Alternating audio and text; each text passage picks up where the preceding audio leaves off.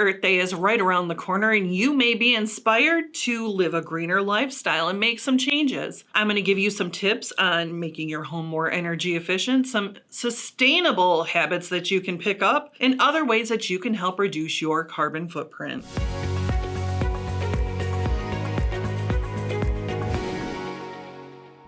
So the first thing you can do as a part of your initiative to go green for Earth Day is going to be a couple of quick tips, such as reducing your energy consumption. Now, first and foremost, we wouldn't be a foam insulation company if I didn't say updating your insulation, creating an air seal is one way to do that because it lessens the amount of energy that you use heating and cooling your home. And then there's other things like using LED light bulbs, unplugging appliances that you're not regularly using. Those are just a few ways that you can reduce the amount of energy that you're using in your home. Another thing to keep in mind is to reduce the amount of water that you use. You can install low flow fixtures like for sinks or toilets. You can also regularly check for water leaks, things like that, especially for those outside hoses. That's going to help you reduce the amount of water that you're using and consuming. So what are some sustainable habits that you can pick up that'll help you go green? Well, composting obviously is one of them. There is a cool thing that I've seen, and I had a friend who had one.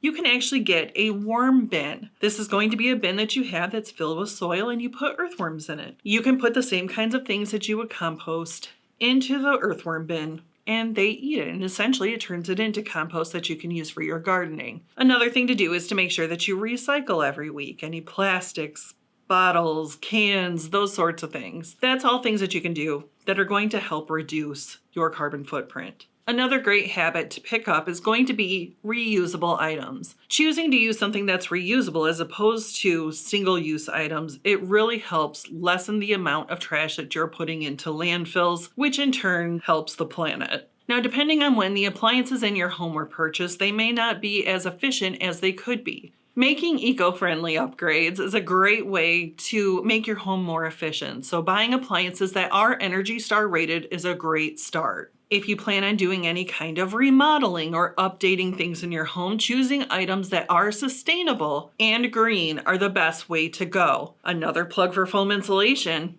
It's eco-friendly and it's non-toxic, and it will last the lifetime of your home so you don't have to constantly replace it like you do with other traditional options.